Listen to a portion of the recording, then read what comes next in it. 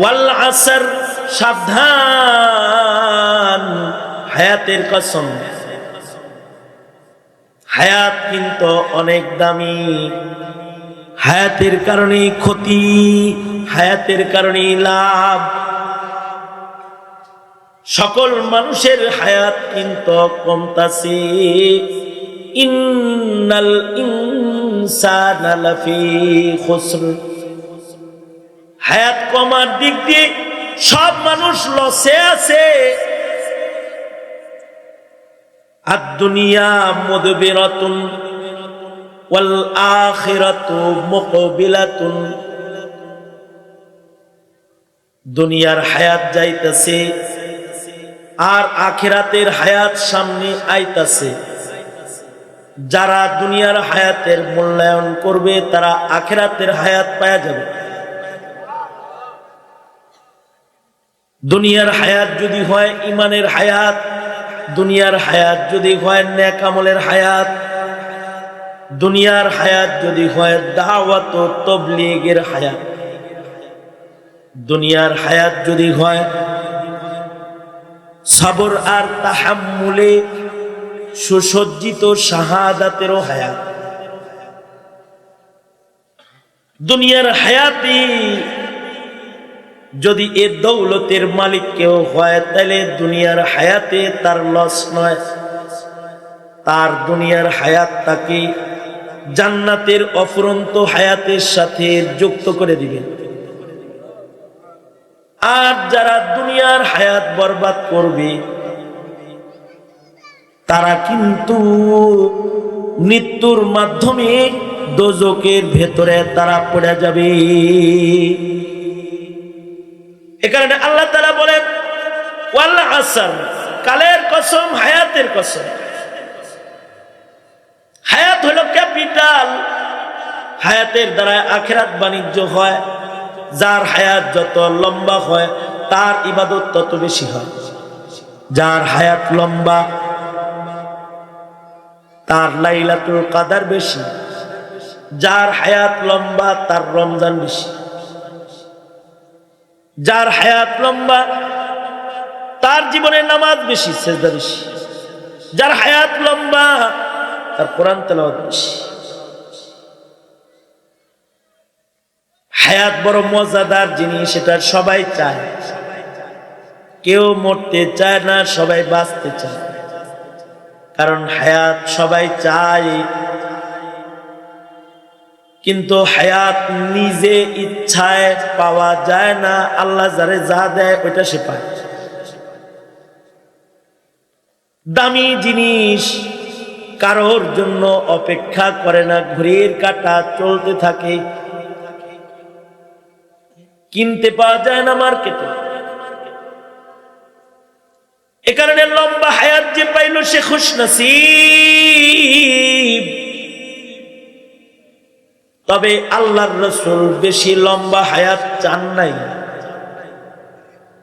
বরঞ্চ আল্লাহর রাসূল দোয়া করেছেন, ওগো আল্লাহ, আরজালে উমর থেকে তোমার কাছে পানাহ চাই। এত লম্বা হায়াত আমার দরকার নাই, যে হায়াতে গেলে দুর্বল হয়ে যাই, যে হায়াতে গেলে কান নষ্ট, চোখ নষ্ট, হাত নষ্ট, পাও নষ্ট, অচল অথর্ব, এমন হায়াতের দরকার নাই। যে হায়াত পাইলে করুণার পাত্র হয়ে যাই। আয় আল্লাহ, আরজালে উমর থেকে আমাকে পানাহ দাও। থুরথুরা বুড়া হওয়ার আগে আল্লাহ তুমি আমাকে লয়ে যাও। আল্লাহর কালামের 114 সূরার ভেতরে 103 নম্বর সূরার নাম সূরাতুল আসর। আম্মা পাড়ার শেষ ভাগে সিরিয়ালে সূরাটা কোরআনে কারীমের একেবারে শেষ ভাগে হলেও নাজিল হওয়ার দিক দিয়ে 13 নম্বর। এর ভেতরে 3টি আয়াত আছে। সূরাটা মক্কি সূরা, মক্কায় অবতীর্ণ।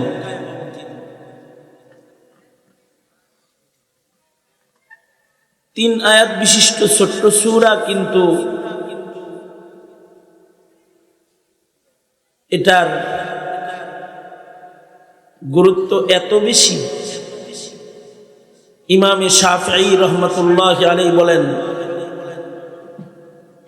আল্লাহ তাআলা যদি এই উম্মতকে শুধুই মাত্র সূরাতুল আসর দান করতেন, আর কোনো আয়াত যদি কোরআনের নাও দিতেন, কিয়ামত পর্যন্ত আনেওয়ালা উম্মত যদি শুধু এই সূরা আসরের আলোকেই চলত, সূরাতুল আসর কিয়ামত পর্যন্ত আনেওয়ালা আল্লাহর গোলামদেরকে জান্নাতে নেওয়ার জন্য একটা যথেষ্ট সূরা।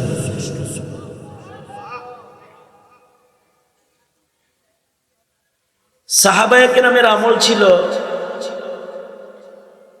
সাহাবায়ে কেরাম রিজওয়ানুল্লাহি আলাইহিম আজমাইনগণ একজন আরেকজনের সাথে মুলাকাত হইলে, সাক্ষাৎ হইলে সূরাতুল আসর তিলাওয়াত করে শোনায়া দিতেন। এটা সাহাবীদের একটা আমল। আমিও আপনাদের সাথে সাক্ষাতে সূরাতুল আসর পড়েছি। সূরাত থেকে আলোচনা যদি নাও হয়, এই যে তিলাওয়াত করা হলো, সাহাবায়ে কেরামের একটা আমলের সাথে আমলের মিল, আল্লাহ তাআলা এটাও যদি কবুল করেন, সাহাবায়ে কেরাম তো আল্লাহর পক্ষ থেকে সনদপ্রাপ্ত মুমিনের কাফেলা। উলাইকা হুমুল মুমিনুনা হাক্কা। যা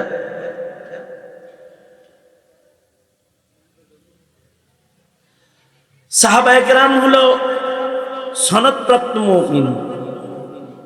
ওনাদের কোনো আমলের নকল হইলে জিন্দিগিতে এর বরকত যদি আসে, তাহলে আমরা সফল পাব।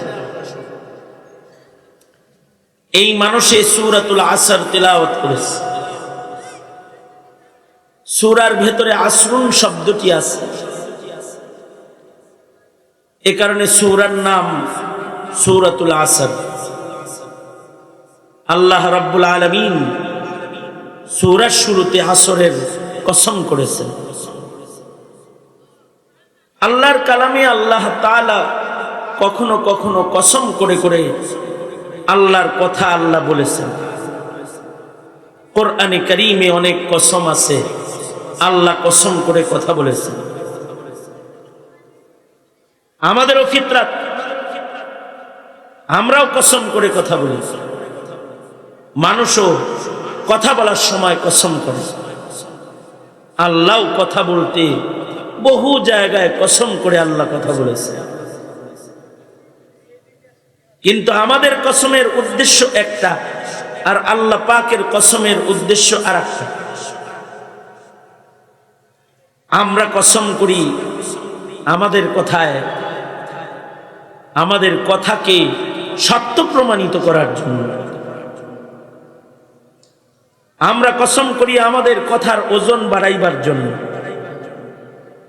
আমরা কসম করি আমাদের কথাকে বিশ্বাসযোগ্য কথায় পরিণত করার জন্য কথায় কসম করি।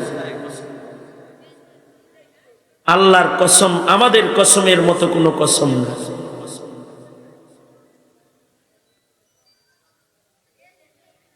যেমন কাউকে আপনি বললেন এই কামটা তুই করা ঠিক হইল, না আমি করি নাই।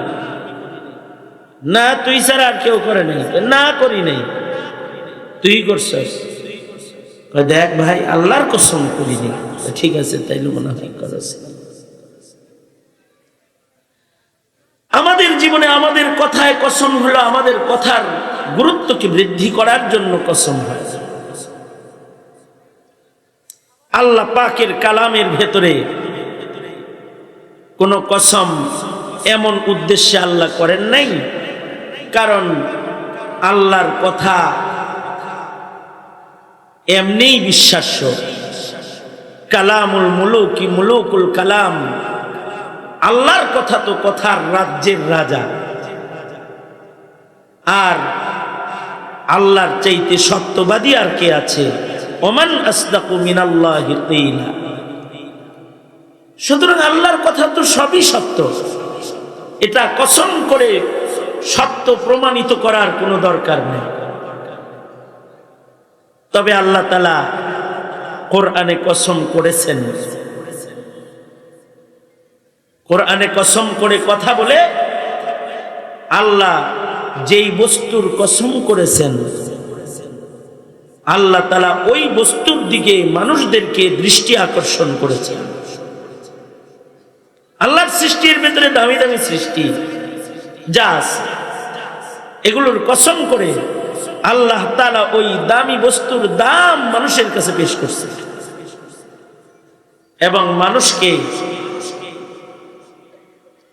কসমকৃত বস্তুর মূল্য বোঝার জন্য নির্দেশ করেছে। ওই রকম সূরাতুল আসরের শুরুতেও একটা কসম আছে, আসরের কসম।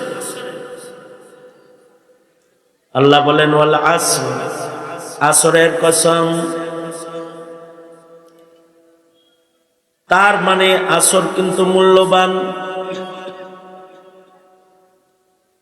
আসরের মূল্যায়ন তোমরা করো। হতে পারে আল্লাহ তাআলা আসরের নামাজের কসম করেছেন, আসরের নামাজও মূল্যবান নামাজ। ইবাদতের ভেতরে নামাজ সবচেয়ে বেশি মূল্যবান। আর 5 ওয়াক্ত নামাজের ভেতরে একটা গুরুত্বপূর্ণ নামাজ আসরের নামাজ। নামাজ হলো ইবাদতের সর্দার। সব কিছুর ভেতরে সর্দার আছে, ইবাদতেরও সর্দার আছে। ইবাদতের সর্দার হলো নামাজ।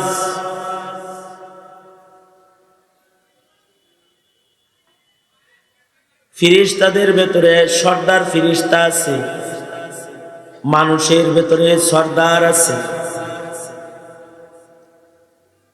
পাহাড়ের ভেতরে সর্দার পাহাড় আছে, পানির ভেতরে সর্দার পানি আছে। পাথরের ভেতরে সর্দার পাথর আছে, ঘরের ভেতরে সর্দার ঘর আছে। কবরের ভেতরে সবচেয়ে দামি সর্দার কবর আছে। রাতের ভেতরে সর্দার রাত আছে, দিনের ভেতরে সর্দার দিন আছে। মাসের ভেতরে 12 মাসের ভেতরে সর্দার মাস আছে। সময়ের ভেতরেও সর্দার সময় আছে।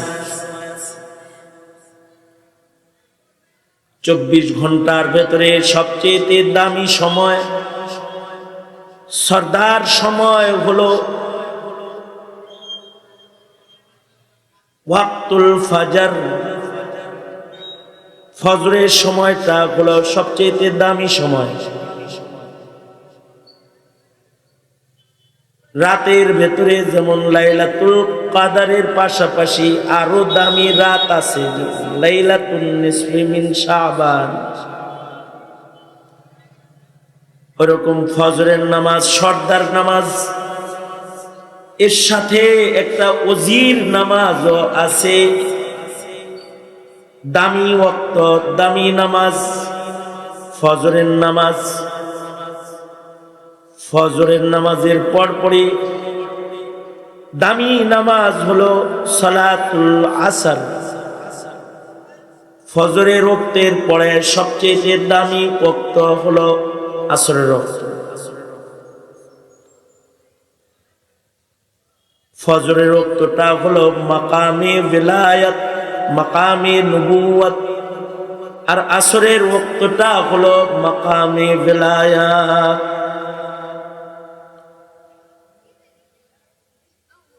আল্লাহ তাআলা ১৬ লক্ষ পয়গম্বর, বাবা আদম থেকে শুরু করে আমাদের নবী পর্যন্ত লক্ষাধিক নবীকে আল্লাহ তাআলা নবুয়ত দান করেছেন ফজরের নামাজের সময়। সুবহানাল্লাহ আগামীকাল বললেন, কারণ গুনাহ হইব তো সুবহানাল্লাহ বলতে, তাই না? আমি আবার বলি কথাটা ভালো করে, একটা সুবহানাল্লাহ গান, সুবহানাল্লাহ করে তো নেকি। বাদ যেমন বুবির মতো বয়ে থাকেন, এনাও বুবার মতো বয়ে রয়েছেন মিয়া। বাঙালিরে ভালো করে করলে বুঝে না, ঠিক না?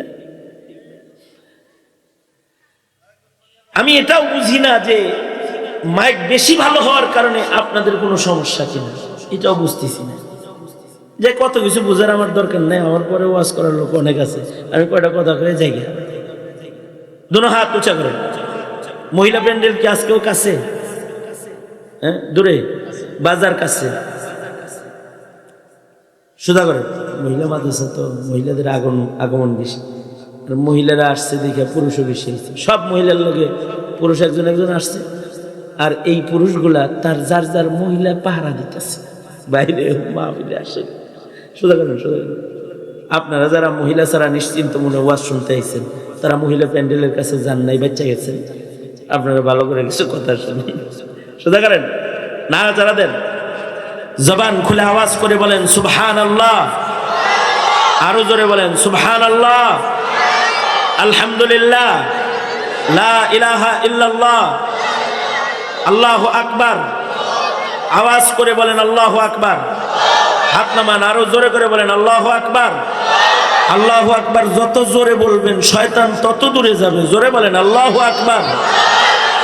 হ্যাঁ, তুই ভিতরে আল্লাহু আকবার কবে, বাইরে খারা এখানে আল্লাহু আকবার, ও প্যান্ডেলের বাইরে থেকে আল্লাহ। দেখছেন কি চিন্তাটা? হ্যাঁ, আমি জানি। চাষিও আইছে না, আইছে, টেনশন করেন না, থাকবে সব জায়গায় যায়। মাশাআল্লাহ।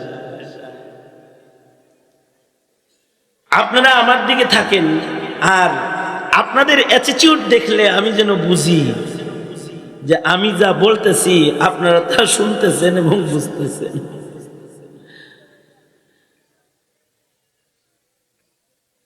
তুমি বাতিটা বন্ধ করো, আমার চোখে লাগতেছে। তুমিও মোবাইল থুইয়া ওয়াজ শোনো, বান্দরগিরি একটু বাদ দাও। মোবাইলে আমার ওয়াজের অভাব নেই, হাজার হাজার আছে, ওটা পরে দেখতে পারবা, কিন্তু আমারে আর পাইবা না। মরে গেলে আজকে শেষ পাইতেছ, বুঝো না এই কথাটা? আবার একাত তুলেন, দেখছেন কত পরে তুললেন আপনারা। তার মানে আপনারা শুনেন পরে, আমি বলার অনেক পরে আপনারা শুনেন।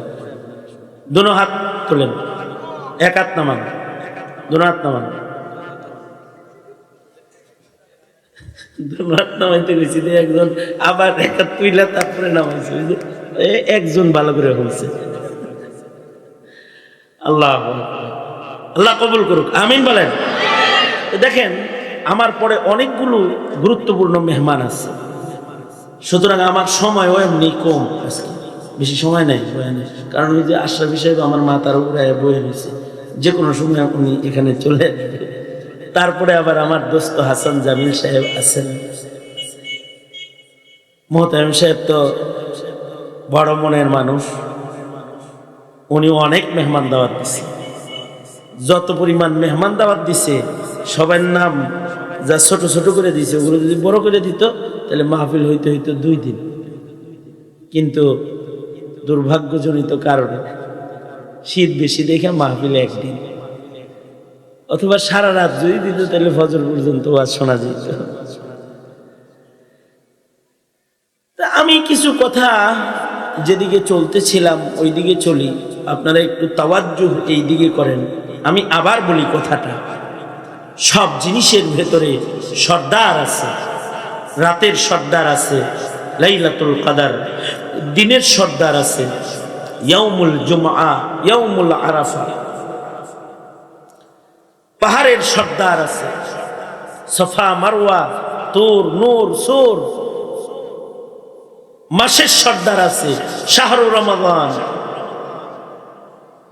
কিতাবের সর্দার আছে সর্দার কিতাব কোরআন, মানুষের সর্দার আছে মুহাম্মাদুর রাসূলুল্লাহ সাল্লাল্লাহু আলাইহি ওয়াসাল্লাম, ফেরেশতাদের সর্দার আছে জিবরাইল, আলাইহিস সালাতু ওয়াস সালাম, পাথরের সর্দার আছে হাজারুল আসওয়াদ, মাকামে ইব্রাহিম, ঘরের সর্দার আছে বাইতুল্লাহ, কাবা, বাইতুল আতিক। এরকম কবরও সর্দার কবর আছে, সর্দার কবর মুহাম্মদুর রাসূলুল্লাহ সাল্লাল্লাহু আলাইহি ওয়াসাল্লামের রওজা। কেউ জিয়ারত করতে গেলে শাফাতের মালিক হয়ে যায়। ওই রকম 24 ঘন্টার ভেতরে সর্দার সময় আছে, দামি সময়।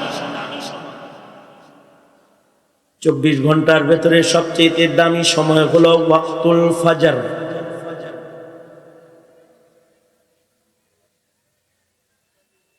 এ কারণে ফজরে যারা ইবাদত করে তারা আল্লাহর কাছে দামি হয়।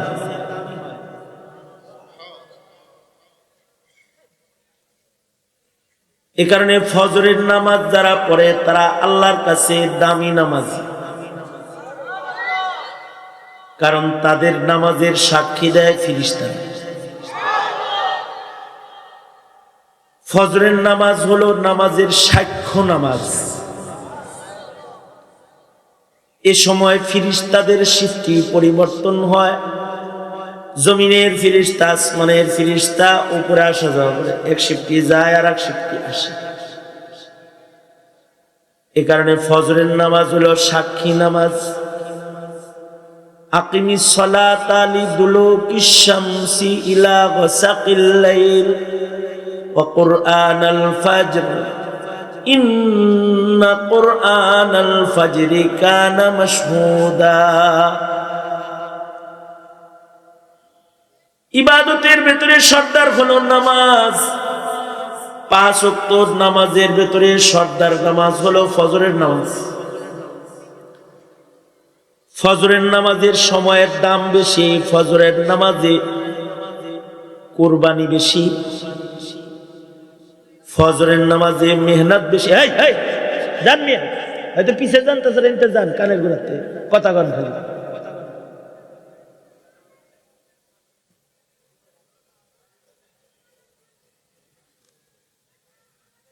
ফজরের নামাজের সময় কোরবানি বেশি। শীতের রাতে ঠান্ডা পানি দিয়া ওযু করে কুয়াশায় হেঁটে হেঁটে মসজিদে যাইতে হবে, কষ্ট না? আরামের ঘুম হারাম করে উঠা বসতে হয়। ক্লান্ত বদনে লম্বা কেরাত শুনতে হয়। ফজরের মতো অত লম্বা কেরাত অন্য কোনো নামাজে নাই।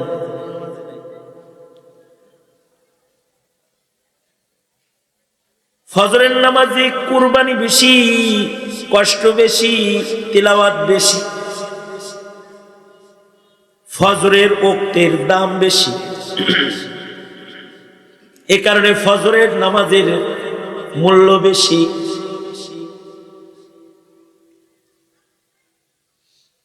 ফজর যারা হিফাজত করে তাদের নামাজের সাক্ষী বেশি।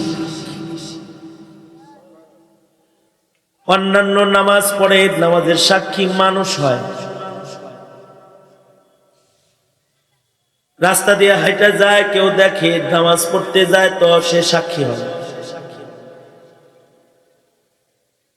মানুষ নামাজে যাইতে আইতে মসজিদে দেখে নামাজের সাক্ষী হয়। কিন্তু ফজরের নামাজের সাক্ষী হয় আল্লাহর ফেরেশতা, কারণ তখন মানুষ ঘুমে থাকে আর ফেরেশতারা যাতায়াত বেশি করে। এ কারণে ফজর যারা হেফাজত করে তারা দামি নামাজি হয়। তাদের নামাজের সাক্ষ্য আল্লাহর রহমতের ফেরেশতারা দেয়।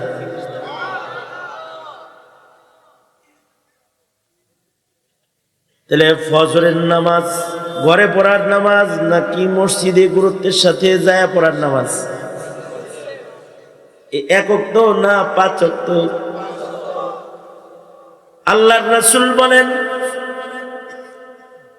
কেউ যদি নামাজের জামাতে না আসে নবী এত রাগ হন, নবীজি বলেন আমার মনটা চায় আমি আমার মুসাল্লায় আবু বকরকে নামাজে দাঁড় করায়া আমি বাইরে চলে যাই, আর যারা এখনো ঘরে আছে জামাতের সময় মসজিদে আসে নাই, আমার মন চায় আমি তাদের ঘর বাড়িগুলা আগুন দিয়া জ্বালায়া দিই। আল্লাহ রাসূল বলেছেন। তার মানে জামাতে নামাজ পড়ার গুরুত্ব কত, জামাতে নামাজ পড়ার গুরুত্ব বেশি। তার ভেতরে ফজরের নামাজ জামাতে পড়লে মহান আল্লাহ খুশি হন বেশি, কারণ ওয়াক্তুল ফাজর এটা দামি। ওয়াক্তুল ফজরটা এত দামি যে এটা 24 ঘন্টার ভেতরে সরদার ওয়াক্ত। আল্লাহ তাআলা এই ফজরের ওয়াক্তের সময় সকল নবীদেরকে নবুয়ত দান করেছেন। সুবহানাল্লাহ। ফজরের নামাজের পরে সবচেয়ে দামি নামাজ ওজির নামাজ হলো সালাতুল আসর, আসরের ওয়াক্ত। আল্লাহ তাআলা কোরআনের নামাজ হিফাজত করতে গিয়ে আসরের নামাজকে বিশেষভাবে দেখে শুনে হিফাজত করতে বলেছেন। আল্লাহ তাআলা বলেন হাফিজু আলাস সালাওয়াত ওয়াস সালাতিল ওয়ুসতা। আল্লাহ বলেন 5 ওয়াক্ত নামাজ হিফাজত করে তোমরা পড়ো, কিন্তু বিশেষভাবে আসরটাকে হিফাজত করো। কারণ হলো আসরের ওয়াক্তটা বড় দুর্বল, মানুষের দেহ ক্লান্ত থাকে, সারা দিন কাজ করে আর শেষ বেলা, আবার ওয়াক্তটা খুব ছোট, শয়তান ধোঁকা দিয়া আরাম পায় বেশি। কোন রকম গাফেল হইলে নামাজটা কাজা হয়ে যায়। ঘুমন্ত অবস্থায় একটা নামাজ বেশি কাজা হয় সালাতুল ফজর। জাগ্রত অবস্থায় অবহেলায় যে নামাজটা বেশি কাজা হয় সেটার নাম হলো সালাতুল আসর। সামান্য অবহেলা করলে কাজা হয়ে যায়। টাঙ্গাইল থেকে আইসা বুয়াপুর বাস স্ট্যান্ডে নামছে, ফজরের আজান হইছে, মনে মনে কল্পনা করছে বাড়ি যায় পড়ি। রাস্তায় 2 বিয়ার লোকে দেওয়া হয়, কথা কয়া হয়েছে দেরি, যাইতে যাইতে ওয়াক্ত শেষ। অবহেলা করলি এ নামাজটা কাজা হয়ে যায়। এই কারণে আল্লাহ তাআলা এই নামাজটাকে বিশেষভাবে হিফাজত করতে বলেছে।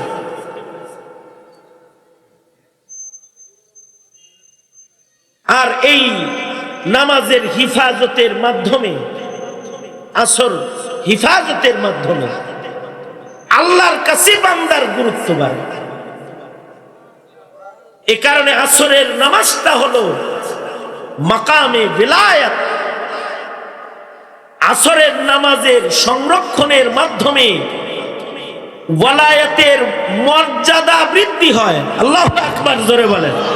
যারা আসরকে যত্ন করে তাদের আল্লাহ তাআলা ওলির মাকাম দান করেন, বেলায়েত দান করেন।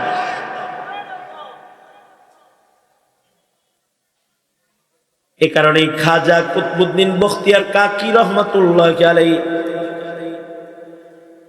উনি মৃত্যুর আগে কুতবুদ্দিন বখতিয়ার কাকি বললেন, এই আমার সন্তানরা, খলিফারা, শোনো, আমি মরে গেলে আমার জানাজাটা একটা ওলি বুজুর্গ দিয়া পড়াইবা। নাম কি তার বলেন? কয় নাম না, কিছু গুণ বলে দিয়া যাই। এই গুণগুলা জানাজার মাঠে যার মধ্যে পাইবা তাকে দিয়া আমার জানাজা পড়াইবা। আর যদি এই গুণের মানুষ না পাও তাহলে বিনা জানাজায় কবর দিবা।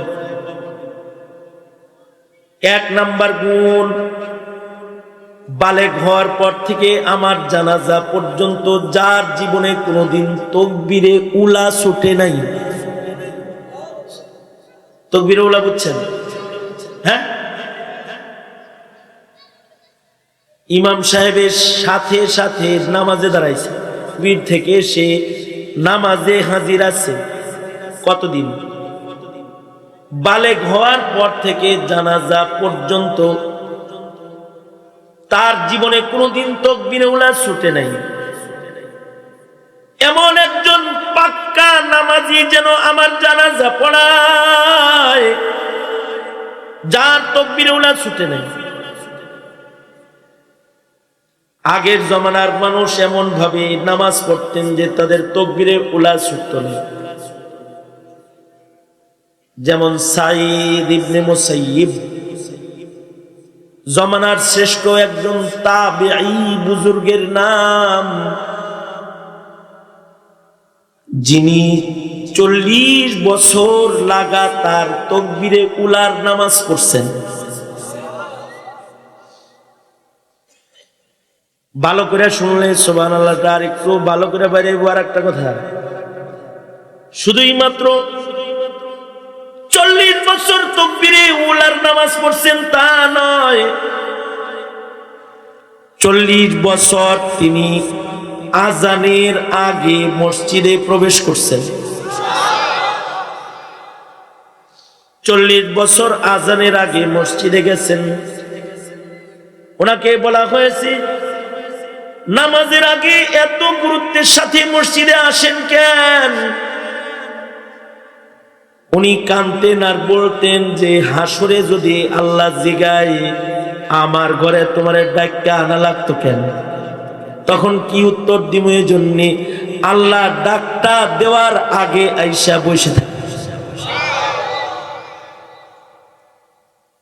এরা হলো ইবাদতের হক আদায় করে ইবাদতকারী। কুতবুদ্দিন বখতিয়ার কাকি বলে আমার জানাজা সে পড়াবে যার বালেগ হওয়ার পর থেকে আমার জানাজা পর্যন্ত তাকবীরে উলা ছুটে নাই। আমার জানাজা তাকে দিয়ে পড়াবা যার বালেগ হওয়ার পর থেকে জীবনে কোনো একদিন তাহাজ্জুদের নামাজ কাজা হয় নাই।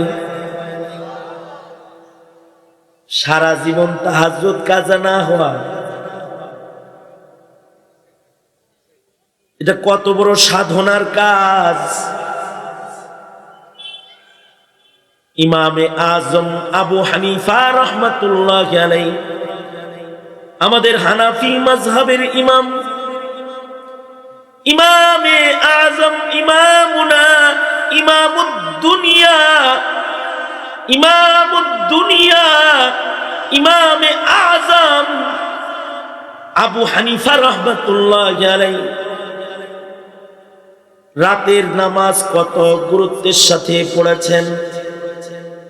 দীর্ঘ 40 বছর ইমাম আজম আবু হানিফা এশার ওযু দিয়া ফজরের নামাজ আদায় করেছেন 40 বছর। 40 বছরের ভেতরে রাতের বেলায় বিছনায় পিঠ লাগায় নেই।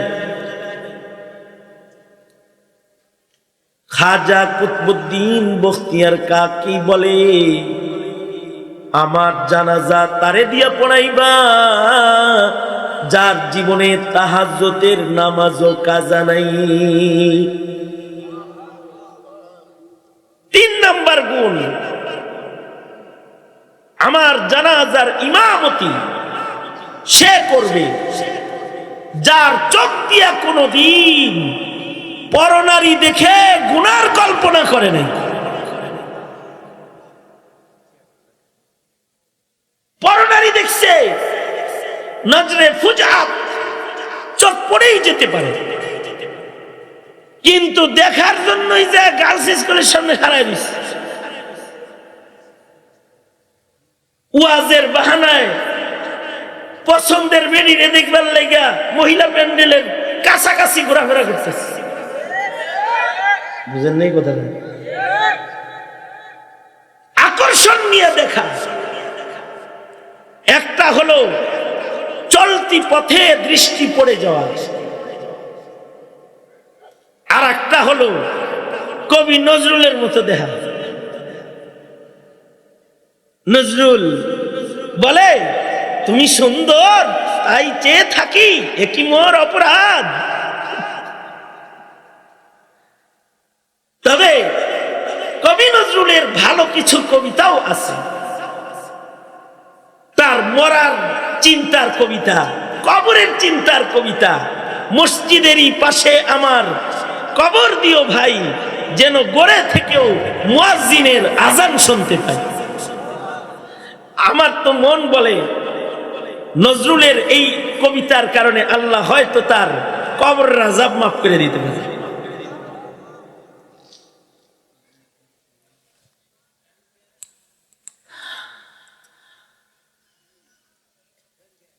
একটা হলো নাজরে ফুজাত, দেখা সামনে পড়ে গেছে ভাবি, একই বাড়িতে থাকে, ভাবির এক নজর পড়ে গেছে। আর একটা হলো ভাবিরে মোটর সাইকেলে লয়া, ভাবি পিছে আছে, হে হের লুকিং গ্লাসও ভাবির চেহারার দিকে ইহা যাইবার লাগছে। নজরের গুনাহ হারাম, চক্ষু হেফাজত করো। এই জমানায় সবচেয়ে বেশি নজরের গুনাহ হয়, কারণ স্ক্রিন টাচ মোবাইল পকেটে পকেটে হাতে হাতে আছে।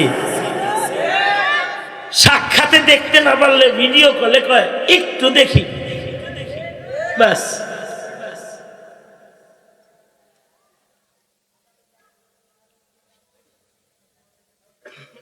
দুনিয়ার মাটিতে হারাম দৃষ্টি যারা করে এরা ইবাদতের স্বাদ পায় না। কুদৃষ্টি যারা করে তাদের কলব নষ্ট হয়ে যায়, তাদের ইবাদতের লজ্জত নষ্ট হয়ে যায়।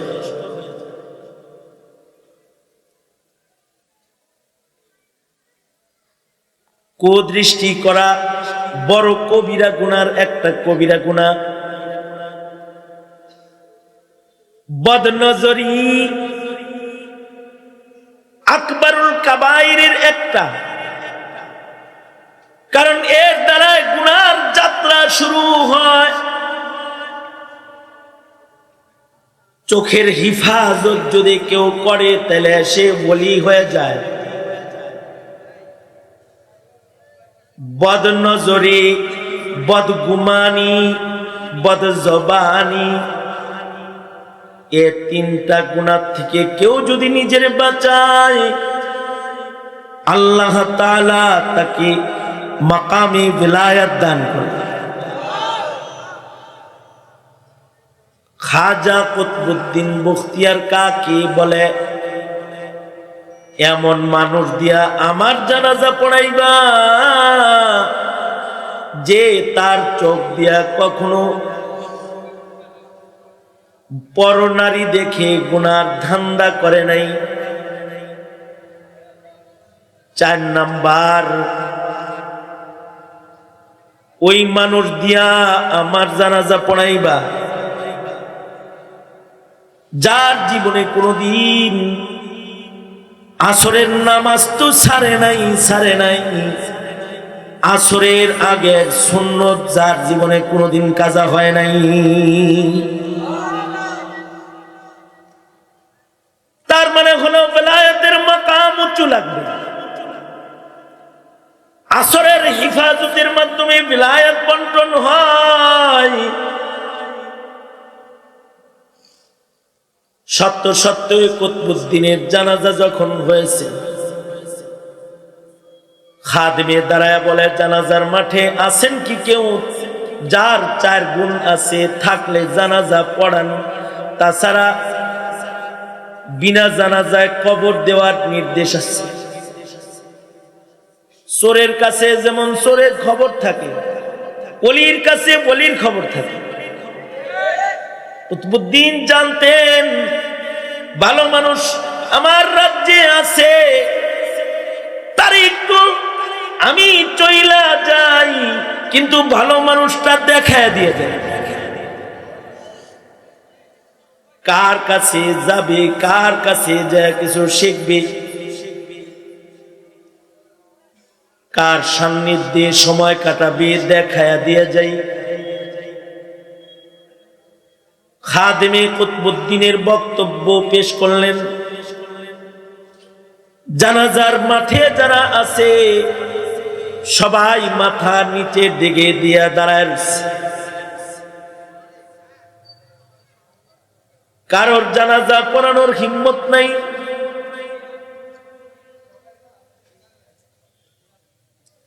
কারণ এমন মাকাম, এটা কঠিন, জানাজা পড়ানোর সাহস কারোর নাই। মাথা নিচের দিকে দিয়ে দাঁড়িয়ে আছে, কিন্তু তৎকালীন সময়ে দিল্লির বাদশাহ, দিল্লির সুলতান শামসুদ্দিন আলতামাস রহমাতুল্লাহি আলাইহি, তিনি কদম বাড়ায়া লাশের সামনে চলে গেলেন। কুতুবউদ্দিনের চেহারায় কপালে চুমা খায়া কয়, নিজে জান্নাতে যাও, আর একজনের আমল ফাঁস করে দিয়া কেন যাও?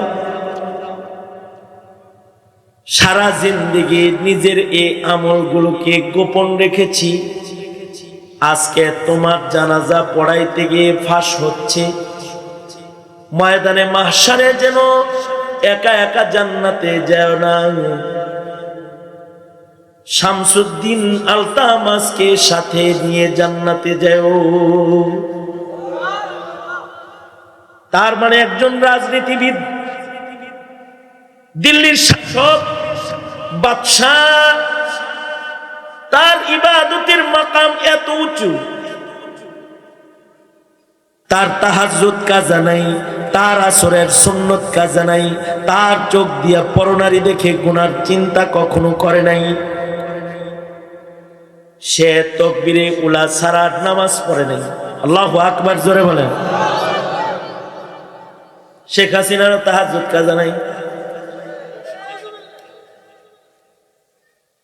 80 রাকাত তাহাজ্জুদের নামাজ পড়ছে বেচারি দিল্লি।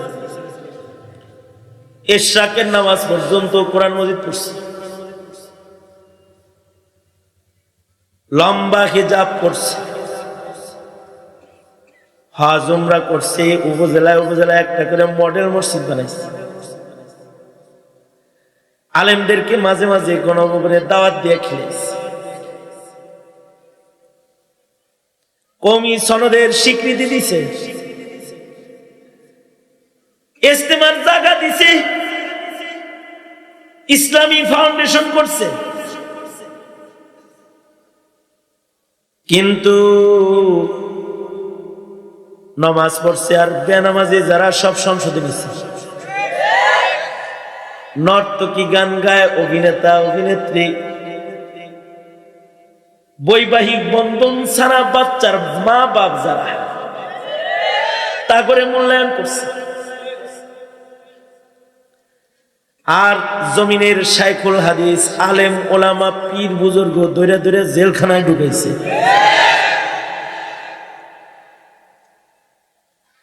ইজতেমার জায়গা দিছে, কিন্তু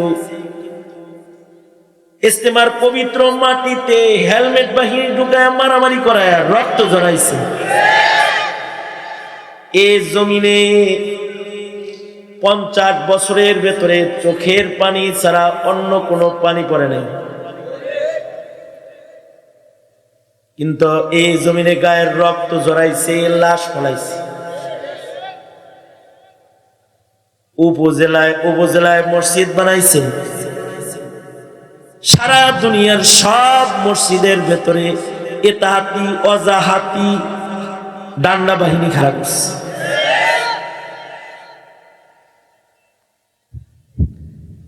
বানাইছে উপজেলায় উপজেলায় মসজিদ, বক্তব্যে নাই আমার মসজিদে তাকবীরে উলার নামাজ পড়বি, দলের নেতা কর্মী কোন নামাজ পড়তে কয় নাই,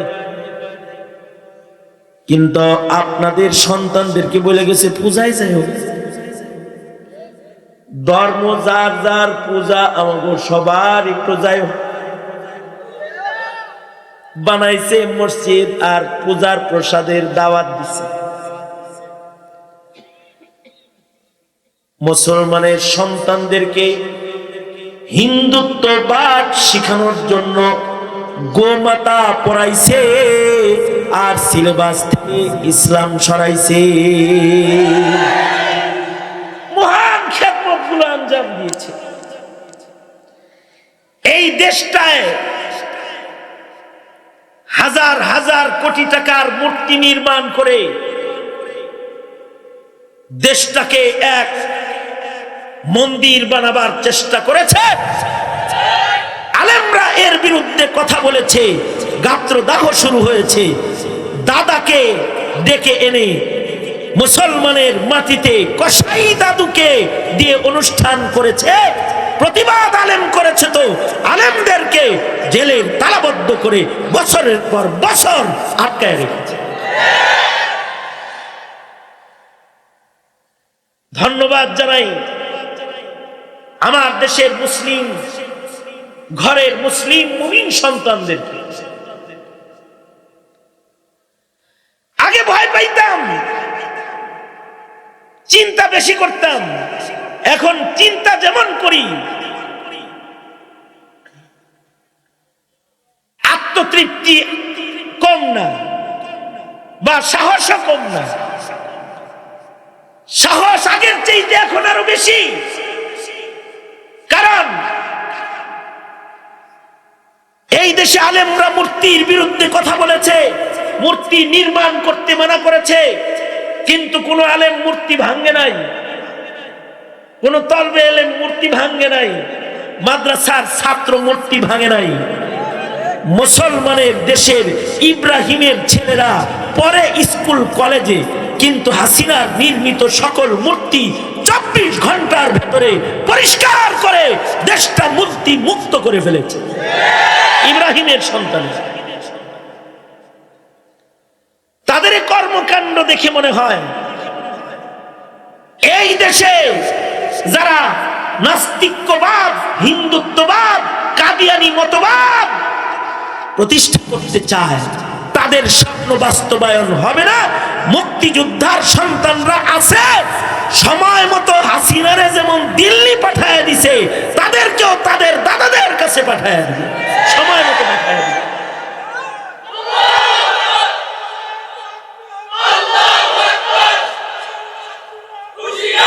এটা একটি ঈমান, এটা মুসলিম দেশের মুসলমান সন্তানের ঈমান।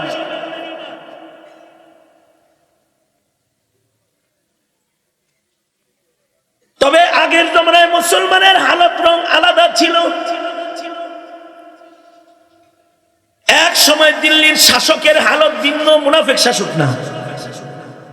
শাসক হলেও চোখের গুনাহ নাই, শাসক হলেও তাকবীরে উলা কাজা নাই, শাসক তার তাহাজ্জুদের নামাজ কাজা নাই, শাসক তার আসরের সুন্নত কাজা নাই। আল্লাহু আকবার, জোরে করে বলেন।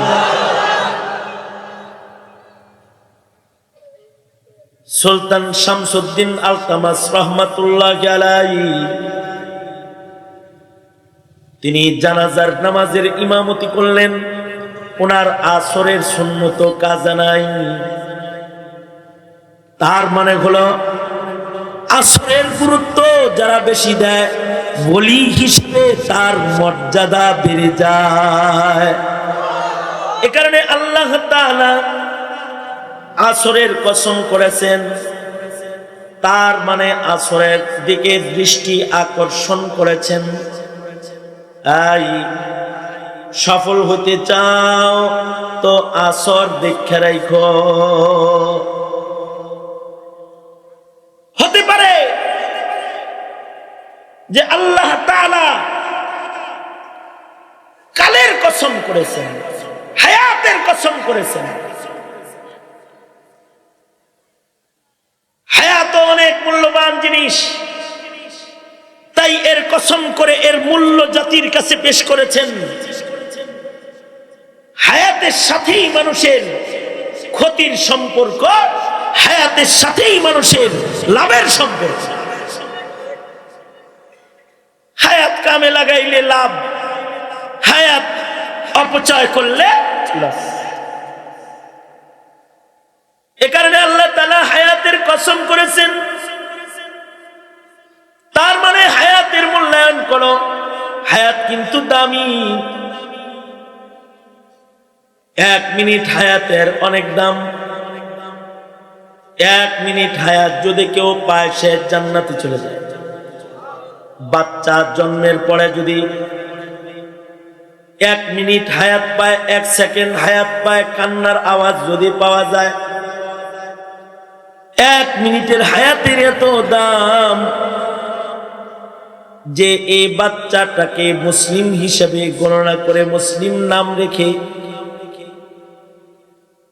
মেয়ে বাচ্চা হলে তারে 5 কাফনে সজ্জিত করে আতর গোলাপে সাজায় মুসলমানের কবরে, ছেলে বাচ্চা হলে 3 কাফনে আতর গোলাপে সাজায় মুসলমানের কবরে তাকে বিসমিল্লাহি ওয়া আলা মিল্লাতি রাসূলিল্লাহ বলে তাকে নামায় দেয়া হয়। 1 সেকেন্ডের হায়াত, এটার এত দাম। 1 সেকেন্ড হায়াত যে পায় সে জান্নাতের হায়াত পায়া যায়। আর 1 সেকেন্ড হায়াত যদি না পায়, বজ্রা ময়লা হিসেবে গণিত হয়ে যায়, তাকে নর্দমায় নিক্ষেপ করা হয়। সুতরাং আল্লাহ তাআলা কয় ওয়াল আসর, সাবধান, হায়াতের কসম। হায়াত কিন্তু অনেক দামি। হায়াতের কারণে ক্ষতি, হায়াতের কারণে লাভ। সকল মানুষের হায়াত কিন্তু কমতাছে। ইন্নাল ইনসানা লাফি খুসর, হায়াত কমার দিক দিয়ে সব মানুষ লসে আছে। আদ-দুনিয়া মুদবিরাতুন ওয়াল আখিরাতু মুকবিলাতুন, দুনিয়ার হায়াত যাইতেছে আর আখিরাতের হায়াত সামনে আইতাছে। যারা দুনিয়ার হায়াতের মূল্যায়ন করবে তারা আখিরাতের হায়াত পাওয়া যাবে। দুনিয়ার হায়াত যদি হয় ইমানের হায়াত, দুনিয়ার হায়াত যদি হয় নেক আমলের হায়াত, দুনিয়ার হায়াত যদি হয় দাওয়াত ও তাবলীগের হায়াত, দুনিয়ার হায়াত যদি হয় সবর আর তাহাম্মুলে সুসজ্জিত শাহাদাতেরও হায়াত। দুনিয়ার হায়াতি যদি এ দৌলতের মালিক কেউ হয় তাহলে দুনিয়ার হায়াতে তার লস নয়, তার দুনিয়ার হায়াত তাকে জান্নাতের অফুরন্ত হায়াতের সাথে যুক্ত করে দিবে। আর যারা দুনিয়ার হায়াত বরবাদ করবে তারা কিন্তু মৃত্যুর মাধ্যমে দোজকের ভেতরে তারা পড়ে যাবে। এ কারণে আল্লাহ তাআলা বলেন ওয়াল আসর, কালের কসম, হায়াতের কসম। হায়াত হলো ক্যাপিটাল, হায়াতের দ্বারা আখিরাত বাণিজ্য হয়। যার হায়াত যত লম্বা হয় তার ইবাদত তত বেশি হয়। যার হায়াত লম্বা তার লাইলাতুল কদর বেশি, যার হায়াত লম্বা তার রমজান বেশি, যার হায়াত লম্বা তার জীবনে নামাজ বেশি, সিজদা বেশি, যার হায়াত লম্বা তার কোরআন তেলাওয়াত বেশি। হায়াত বড় মজাদার জিনিস, এটা সবাই চায়। কেউ মরতে চায় না, সবাই বাঁচতে চায়। কারণ হায়াত সবাই চায়, কিন্তু হায়াত নিজে ইচ্ছায় পাওয়া যায় না। আল্লাহ যারে যা দেয় ওইটা সে পায়। দামি জিনিস কারোর জন্য অপেক্ষা করে না, ঘড়ির কাঁটা চলতে থাকে, কিনতে পাওয়া যায় না মার্কেটে। এ কারণে লম্বা হায়াত যে পাইল সে খুশনসিব। তবে আল্লাহর রাসূল বেশি লম্বা হায়াত চান নাই, বরঞ্চ আল্লাহর রাসূল দোয়া করেছেন, ওগো আল্লাহ, আরজালে উমর থেকে তোমার কাছে পানাহ চাই। এত লম্বা হায়াত আমার দরকার নাই, যে হায়াতে গেলে দুর্বল হয়ে যাই, যে হায়াতে গেলে কান নষ্ট, চোখ নষ্ট, হাত নষ্ট, পাও নষ্ট, অচল অথর্ব, এমন হায়াতের দরকার নাই যে হায়াত পাইলে করুণার পাত্র হয়ে যায়। আয় আল্লাহ, আরজালে উমর থেকে আমাকে পানাহ দাও। থুরথুরা বুড়া হওয়ার আগে আল্লাহ তুমি আমাকে লয়ে যাও। বিষয়টা এরকম আছে। কারণ হলো বয়স বেশি হইলে মানুষ অচল হয়, নিকৃষ্ট অচল। মানুষ জন্মের পরে অচল, কিন্তু উৎকৃষ্ট অচল। চলতে পারে নাই কিন্তু কোমলতা অনেক, চলতে পারে নাই হাসিটা সুন্দর, চলতে পারে নাই মুখে দুর্গন্ধ নাই, লালা পড়ছে মিষ্টি শিরার মতো, মায় চেটে খেয়ে ফেলছে, পেশাব পায়খানা করেছে, দুর্গন্ধ নাই, মাথার কাছে নিয়ে মা বাপ ঘুমাইছে।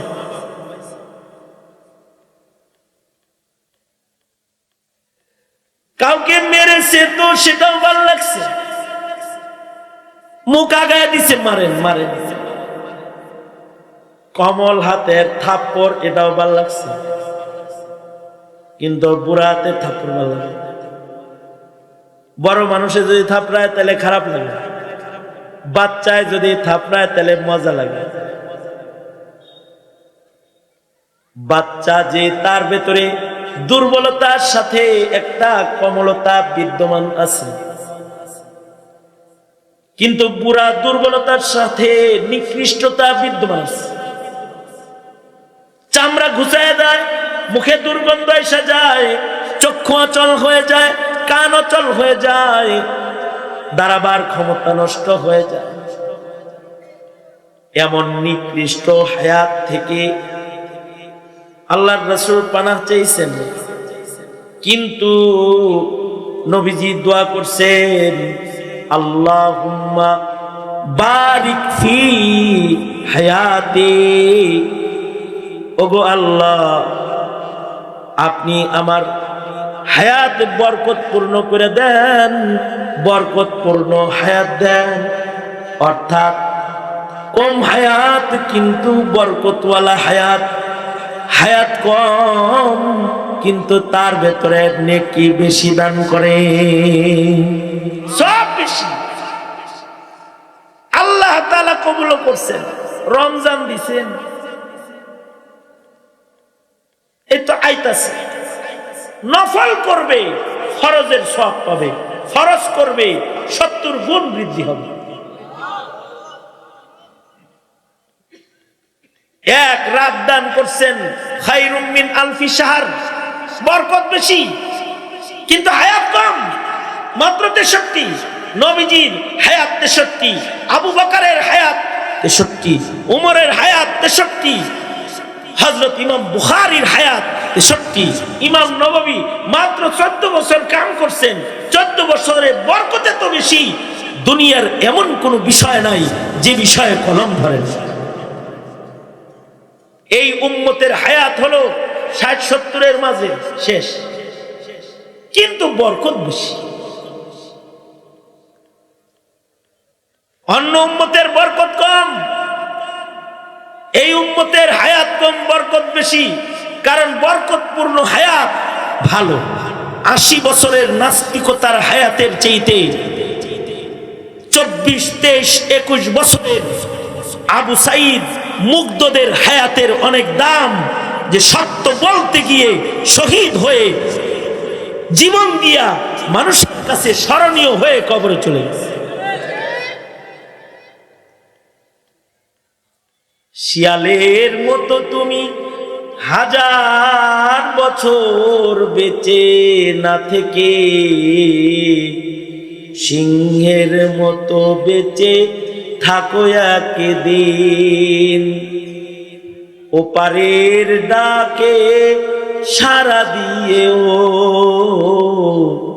অমর হয়ে তুমি রবে চিরদিন।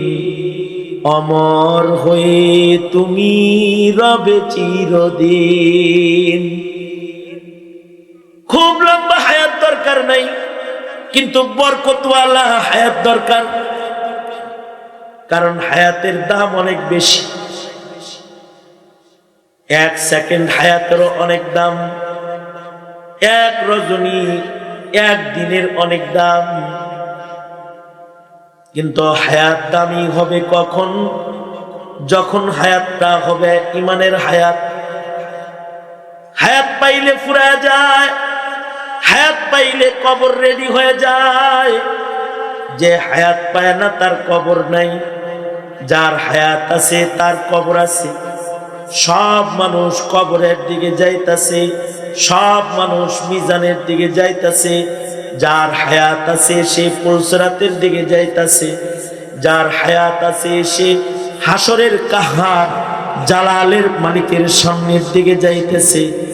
দিন যাইতেছে, সেকেন্ড যাইতেছে, হায়াত শেষ হয়ে যাইতেছে, ভয়ঙ্কর দিনগুলা কাছে আসতেছে।